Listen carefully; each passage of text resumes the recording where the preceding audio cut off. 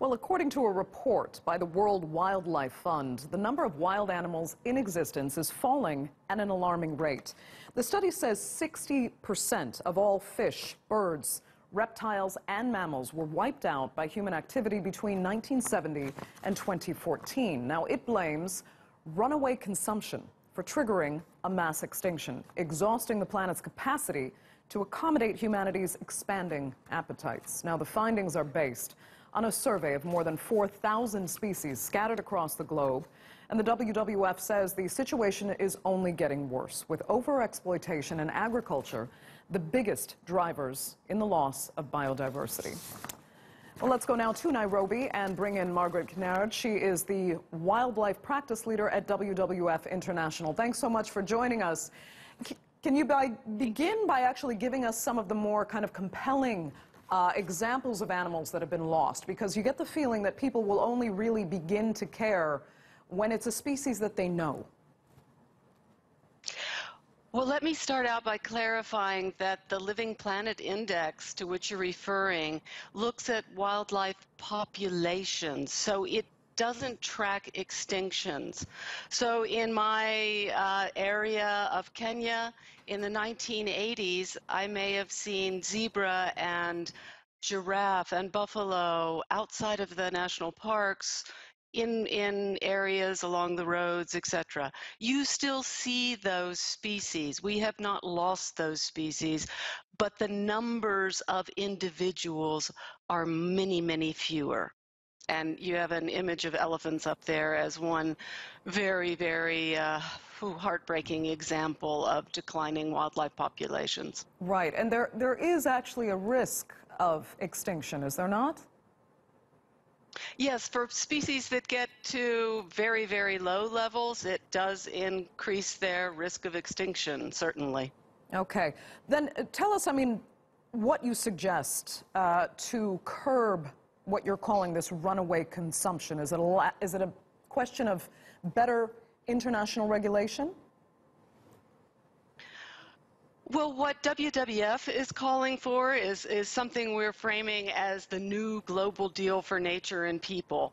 I mean, we really want to see a historic transformation. We want to be the first generation that changes our relationship with the earth. We need to flip this relationship on its head. We've got to have, development that does not ransack our environment. We will lose some things, but we need to develop in a way that is far more sustainable than what we are doing now. So we're calling on people, businesses, governments, organizations to all be a part of building a new approach that we're calling the Global Deal for Nature and People. And it calls for people to use their voices as citizens, make better choices as consumers, and help move nature up the political agenda. You know, a lot of attention, for governments as well. Right. A lot of attention has been paid to issues that come really from China, which is a major consumer of wildlife for sometimes traditional medicine purposes, sometimes for culinary purposes. How much do those kind of mentalities need to be changed to protect valuable species like rhinos and tigers? For example, in this report that you've published? Huge. I mean, China is a very, very important and growing political and economic force in our world today.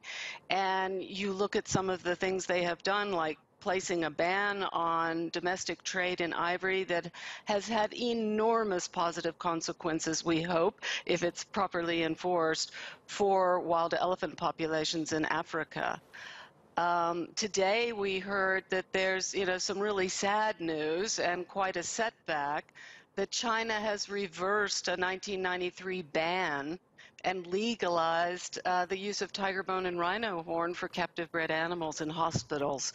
And they're now allowing domestic trade in antique tiger and rhino products. We know how difficult it is with ivory as an example to regulate illegal trade, and it just creates loopholes and pressures on wild populations. So yes, their activities can have a major effect on the world. Right. And we need to work very, very, very closely with China.